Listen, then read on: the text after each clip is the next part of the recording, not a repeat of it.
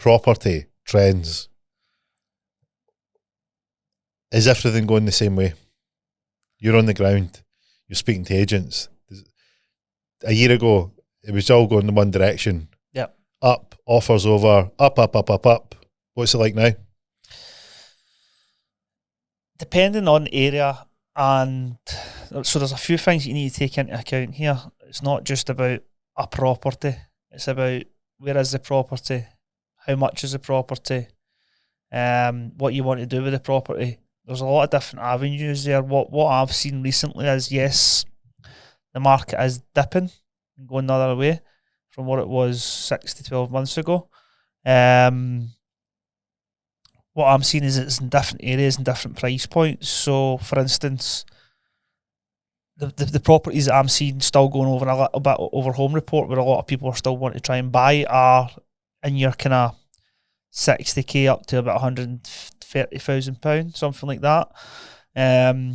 Anything over kind of 140, 150 upwards to 200 is sitting a bit longer, and you can get them under home report now. So, and again, area as well. So there's some areas where the agent's still phoning you, are you interested? Whereas other areas, even this week and last week, they're still going to closing dates. So it just depends. So it's not all going in one direction then? It's going. I think it will go that way very soon, but right now, like the downwards. So you've got some that are going down and some that are still trying to push up the way. Still hanging on to that thread. Right. But that thread is getting thinner and thinner. Yep. And it definitely isn't. A direction's got to be clear at some point soon. Oh, well, you're probably the best person to speak to about that, because you're the one that's at the top looking at everything. You predicted this like 12 months ago, so it's as clear as your white t-shirt to me. Yeah, it is as clear as that. I know what's coming.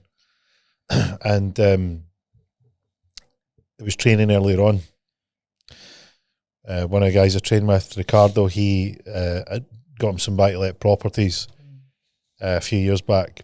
Loved them, making great returns on them, really good returns, over the moon. Well, he got his mortgage renewal this morning. So his mortgage renewal went from, on this one, was £69 to £255.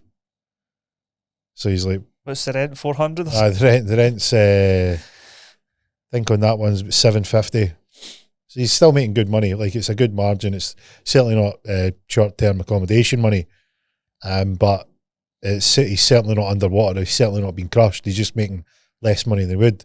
But the thing that I pointed out to him was that going from £69 to £255 is nearly a 400% increase. That's 4 times what his interest payment was. Wow. I was like, so can you imagine the people that are out there that have higher ones, a 400, 500 grand mortgage that are on 1% and are about to go to 5%. Right, so that £1,500 component that they can afford now is going to, on Ricardo's number, is going to be £6,000. So you can see why the top end's been affected first. What you've described it as the top end's losing steam rapidly, and the lower down you get, it's not as affected. The market dynamics of that is that, like, for instance, the bottom entry point of the market has different buyers to the other areas of the market. So, like, for instance, the higher areas of the market generally have someone selling a property to buy another property. Mortgage, they usually have higher earnings. They have equity they're taking out of a property, so what they're paying for it is not the full price that they're mortgaging. They're usually taking some of the profit that came from the sale and applying it to that. So there's different dynamics. Where a first-time buyer has none of that. They're putting all the deposit up themselves. And the price bracket in that's suited for first-time buyers is that 60 to 130,000 range. You can get a great variety of properties for that, but I think that's why you're seeing the extension there, because they don't have the pinch pain point of the interest rate or evaporating equity, where this end does. They're getting crushed with, oh wait, now my mortgage renewals come in, and it's this situation that'll unravel. Yeah. So it's what you're seeing is a direction change that way, but a direction this way, and one of them's going to be the winner. Well, all it'll take is the ripple effect to come through.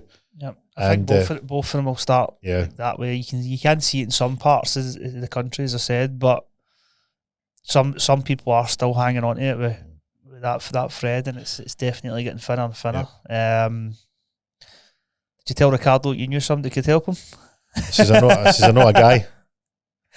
I says, I know a guy, but I said that the guy that he talked to is usually in the gym, but he's lost the consistency. He's coming, but you can talk to him when he finds a path. Aye, back on the path. Also, we'll when you make your way back to the gym, we'll be able to put that to him.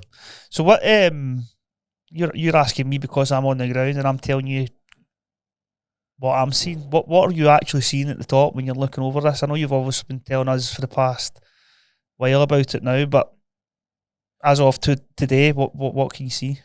So in the news, there was at the time of this recording, there was a news about the small regional banks being under a lot of pressure, and without boring people with the details, they've essentially taken their deposits and placed them somewhere that's putting them in pressure, and that then causes stress in the bank, and the bank would typically be bailed out by the central bank, and the central bank is removing that bailout facility, which is then going to cause a domino effect in the smaller banks.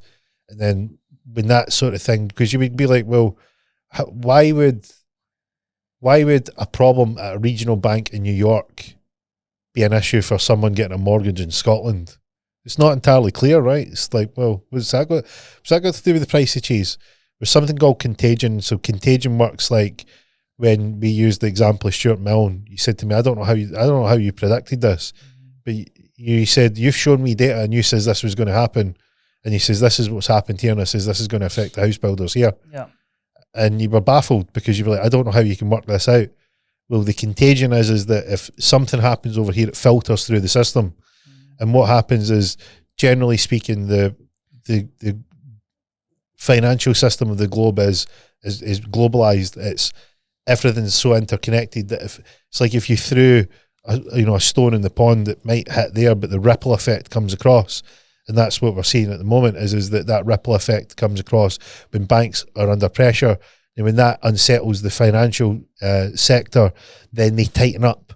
They're not as they're not as keen to lend. They're worried about their asset book. They're worried about people's ability to pay back these loans that they've given, particularly mortgages. So they're looking at this now, like look through the bank's lens. They're going, right, we lent all this money at 1%. So we had £500,000 at 1%, and they could afford it. Now the 2-year period is coming up, and that renewal period that's now 5%.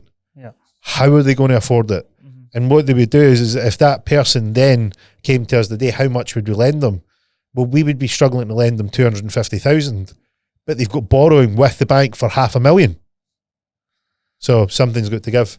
That is amazing, by the way, all that, because that's where it all comes from. It comes from the top, and it starts rippling through to even stupid things like we spoke about the other day, like try to get that strategy that a lot of people try and use now in property, residential property, is buy a property, do it up, try and rinse your money and get a high revalue and go again. And I'm getting loads of investors coming on the phone to me saying that I've got this money, I want to do this, and I'm going to rinse it back out, and then we'll go again, we'll buy another one. I've got 10 properties in 3 years. No, we're going to work. Yep. And we seen an example the other day. Yep. And that's coming from that top end ripple effect coming down to people. They're coming out to revalue properties. You're not going to get high value anymore. The way things are going on. Well, this is what we're seeing in terms of so that ripple effect where the values are being downvalued, that ripple effect comes from what's happened in the past, and we're seeing that ripple effect now. So these guys had the strategy of I'll purchase these properties using high risk finance options, then I'll keep doing it and I'll build lots of them up, and then what I'll do is I'll approach a financial institution or a bank or a lender of these types of products. Yeah, I'll approach them, I'll refinance a whole lot. I can then pay off the high risk strategy financing tool, and then I'll be left with these properties that don't cost me anything, or I've got the majority, if not all, or a surplus of my money out. Yeah. And that's the method. And when you were describing this to me, I says, I want you to avoid this like it's the most toxic radiation that you know. And it, like most things that are toxic or dangerous, they're very alluring. I says, but it will end in complete disaster. And the reason that I said that to you quite confidently is that if you were experienced and if you were savvy and you had wisdom, you would know that there is a time in the property market that this applies, that this is on, right? There's a time for it. It is on, right? So you would be wanting to wait until after a crash and there's a recovery starting, but people are not ready to buy yet, and you start scooping them up. You scoop as many of these properties up and you use whatever high risk strategy that you've got, because what happens is the prices are going to be increasing. Yes. And in that period, what you can do is you can get you have enough runway to do this strategy. But stuff, what we're doing is we're coming to the top of that runway, and it's now going to go off the end. Yeah. And now you don't have enough runway to make this strategy work. And what happens is you go over the other side, and then all these high risk financial lending tools, they then come a cropper, because one, they're high interest rates, two, they come with pretty onerous terms, three, they don't give you much time in terms of a runway, and four, they're usually secured on assets that you're buying. So it is a recipe for disaster if you're getting to the end of the runway. And just like I've described to you, the bank contagion falls into this, along with rising interest rates. I have news for you. The runway, we've got 100 meters left. Yeah. And it's off the edge. I've heard it in 3 or 4 different occasions this week alone. So what have you got to say to these investors who are buying these properties and expecting this high revaluation to pull their money out?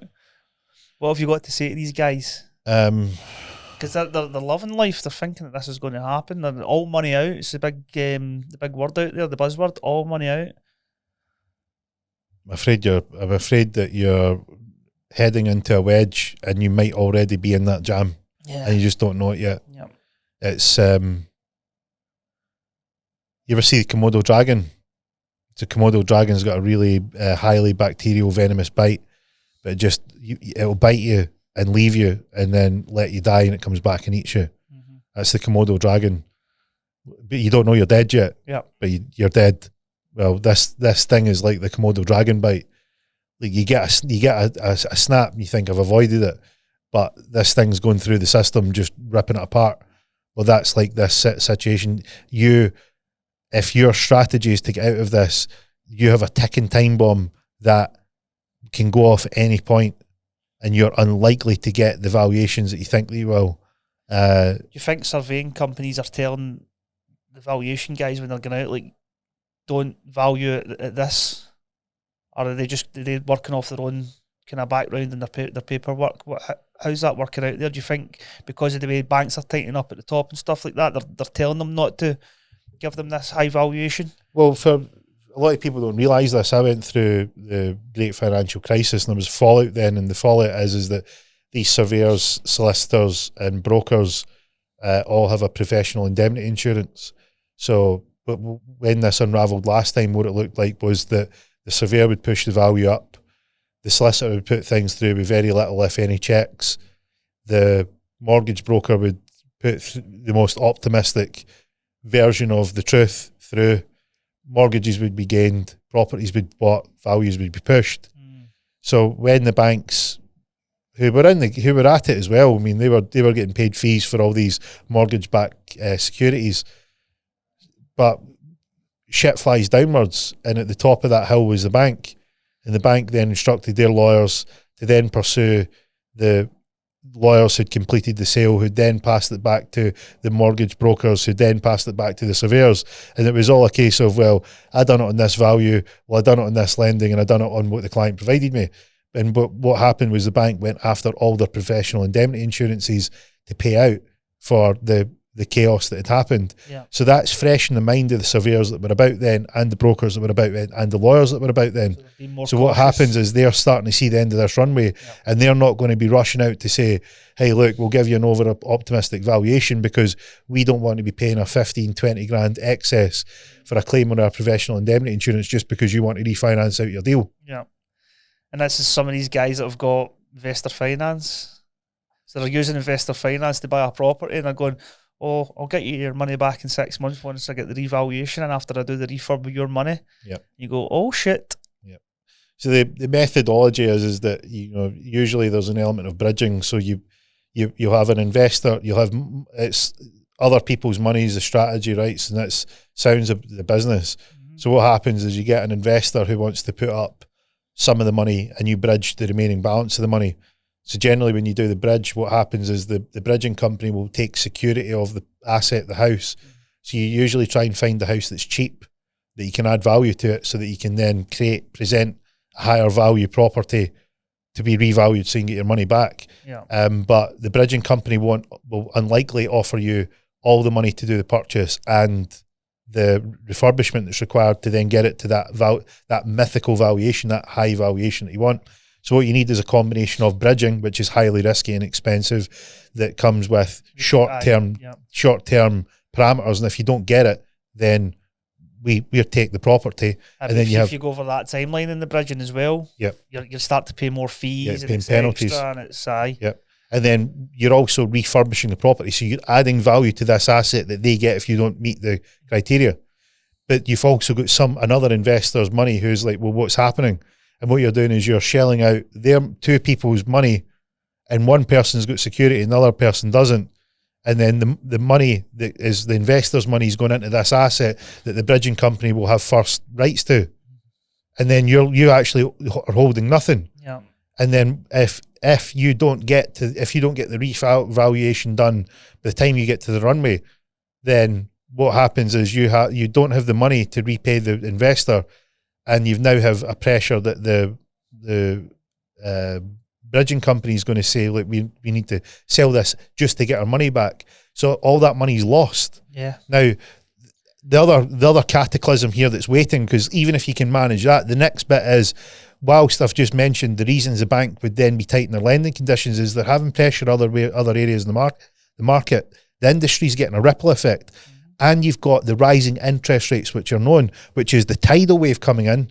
And then you've got a model that's like, yeah, I can refinance back out. It's like, you have no idea the chaos that this is going to cause. This is high danger. Yeah. This is extreme danger. But you've got people going, but it'll be fine. Still 2022. Hopium, complete hopium. And maybe back then it worked. Well, in 2000, the early 2000s, or certainly the early 2010s, it was definitely a play that you can make, that you could do this. But it is lack of understanding the business cycle. It's lack of knowledge of the property cycle. It's lack of paying attention to what's going on, the outside factors that influence this thing that you believe you're the expert in. Yep. And then what happens is you're going to get two things happen: short-sightedness, which is myopia, and hubris, overconfidence. And what you've got when you combine those two short-sightedness, I just refinance it, lenders will lend me. What happens if they're sorry, we don't lend on that now. We've had a bit of pressure on you with the regional banks. We've tightened up our criteria. People can't afford the interest rates, so we're concerned about lending. We're just going to back off for a while. Yeah. But I need to refinance this. I've got an investor to pay and a bridging company to pay. Right, and they never do just one deal. So 5, 10, 15, 20 deals, and they've got all this investor cash that's due to be paid back with a return, and this bridging that needs to be paid back with a high return. Yeah. And where are they getting the money from? Yeah. Out of this proposed idea that it might be worth this amount. Then all you need is a little spook, and the spook was the interest rates, and the surveyors are going, oh, we know what happens next because we remember what happened last time. And that's where you're seeing this. That's the number one. Number one is the interest rates where it comes down.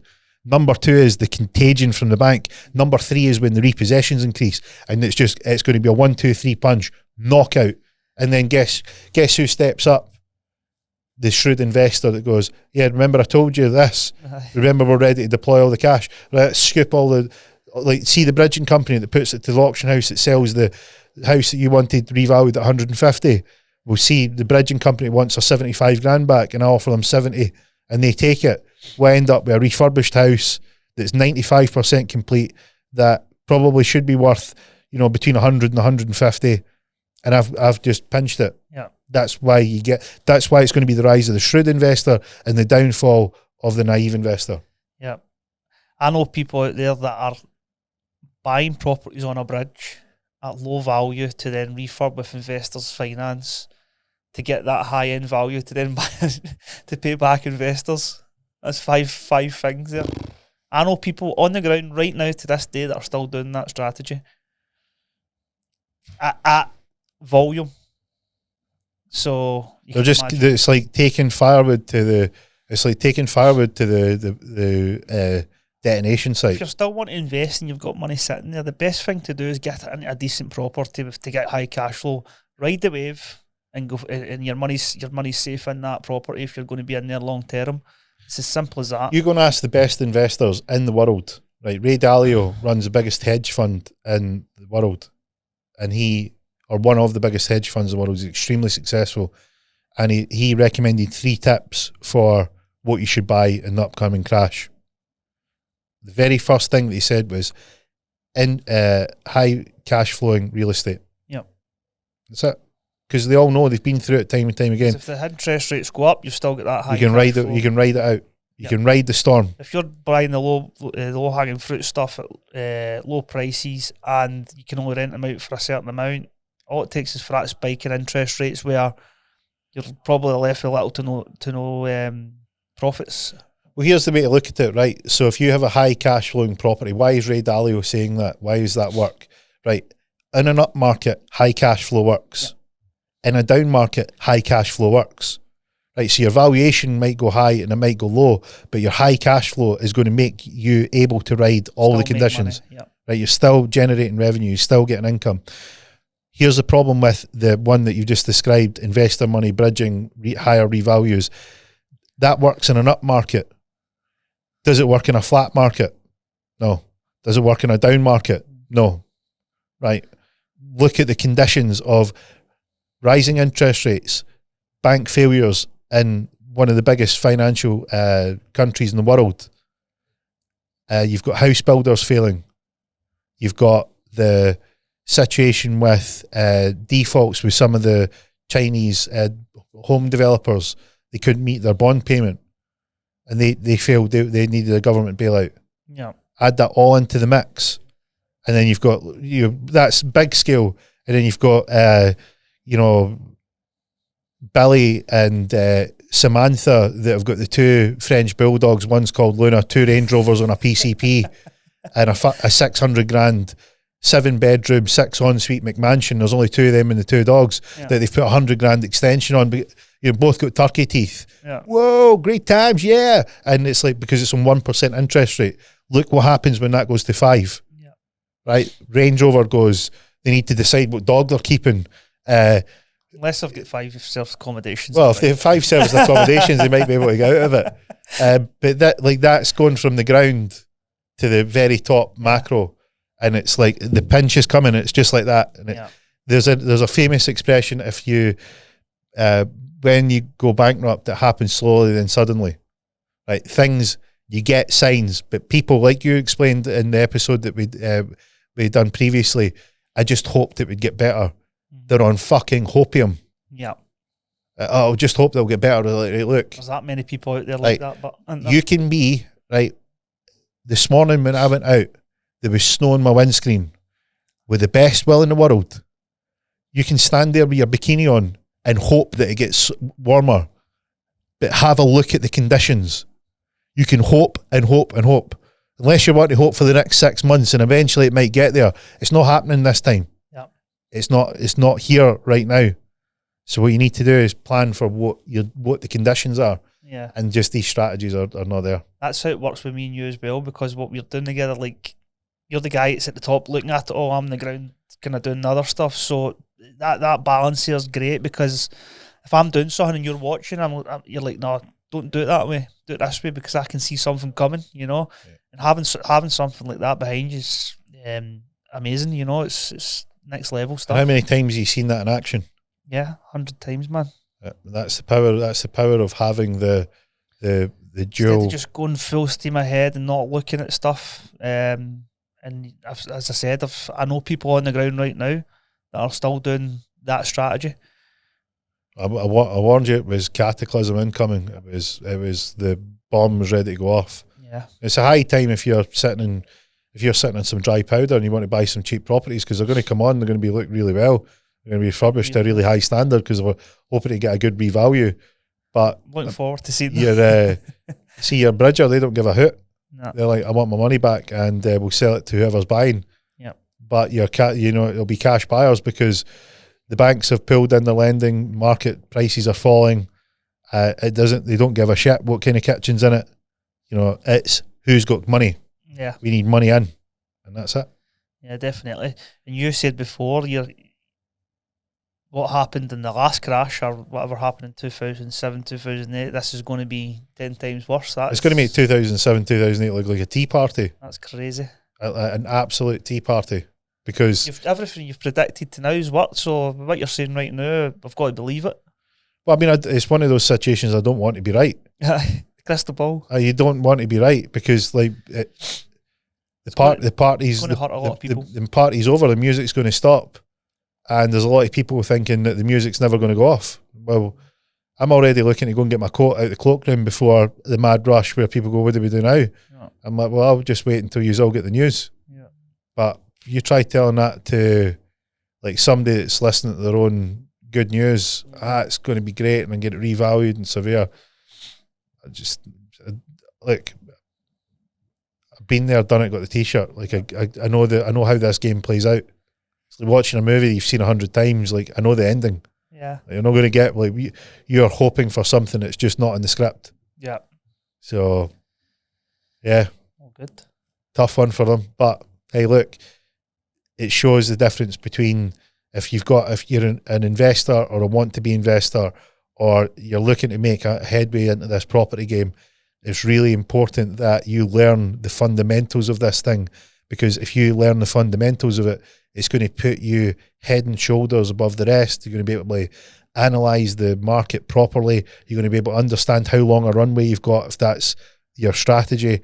You're going to know when you should pull back. You're going to know when you should go full throttle.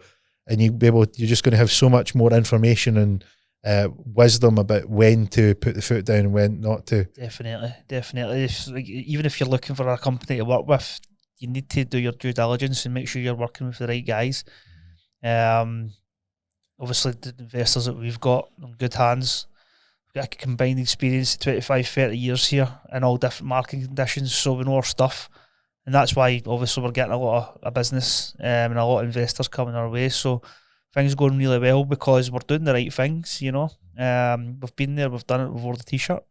So we hope you enjoyed this week's episode of Diary of a Property Pro. Now, is there a bomb going off? I think there is. It's one of those situations I'd like to be wrong. If you're interested in figuring out how to learn more about this thing called the property market, I've got a property course that is launched. Check out the show notes if you want to find out more. We're building a property community where if you are out there and you want to take on this endeavour, and you want the cutting edge information, you want to have access to these forecasts, you want to get the inside knowledge about what's coming next, then come and join us in there. If you like this week's episode and you've got any information you want to share with us about anyone that you know, or if you are in the middle of this, either hit us up on social media, leave us a comment, or you can get in touch with us on our website. All the information is in the show notes. If you want to find out more about what William's doing, you can visit the Flip Properties website. If you want to see the action that's been taken on Flit Stays, the Flit Stays website is there. We'll put them all in the show notes below. And we hope you enjoyed this one, and we'll see you again on the next one from us this week. That's a wrap.